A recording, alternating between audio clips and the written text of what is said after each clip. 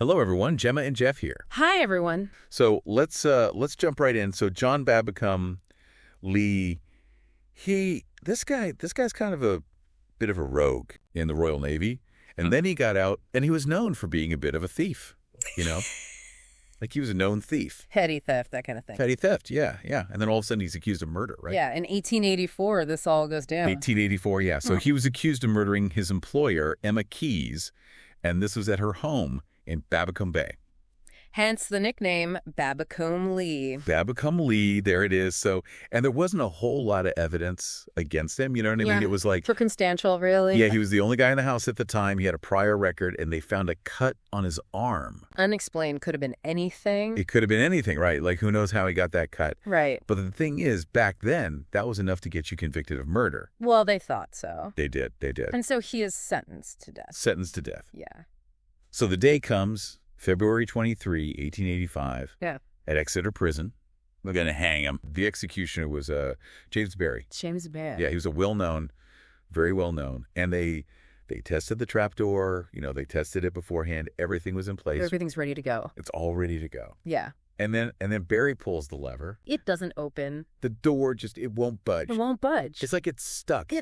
Just imagine, think about everybody in the room at that point. It's got to be so tense. Oh, just the prisoner, the guards, the executioner. Oh, yeah. I mean, especially James Barry. He was a seasoned executioner. Yeah, and they checked it, right. They checked the mechanism, made some adjustments, and they tried again. And it wouldn't open. It's almost like it was an act of God. I know, right? It's like, what is going on? What is going on? So they tried a couple more times, right? Our sources differ on exactly how many times they tried. Right. Some say 2, some say 3. 2, 3. Either way, that's a lot of times to try to hang someone and have it not work. Absolutely. And then eventually the medical officer, he just steps in. He's like, I'm done. I'm not doing this anymore. I'm out of here. I'm not part of this. Yeah, they stopped it. Yeah. They stopped the execution. So then what happens? What happens to Lee? So the Home Secretary, Sir William Harcourt, he gets involved, right? He was kind of like the head honcho of law and order in Britain. He was a busy guy.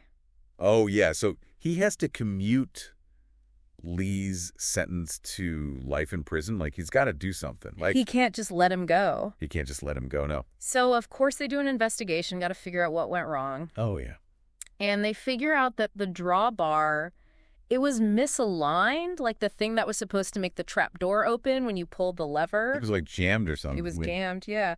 If that bar is not in the right place, the whole thing just locks up. Oh, so it's like a mechanical failure. Yeah, basically. But what luck for Lee, though, right? Oh, absolutely. I mean, call it luck, fate, divine intervention. Yeah, some people were saying it was a miracle. Some people were saying that. Yeah. But either way, he got a second chance. He did get a second chance. And you know what?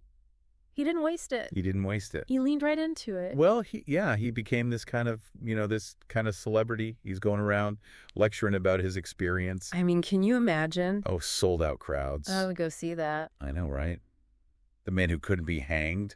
I'd be there. Front row seats. Front row. That is quite a story, and it kind of makes you wonder, was he just trying to exploit his story, or was he, I don't know, maybe he was trying to reclaim the narrative, you know what I mean?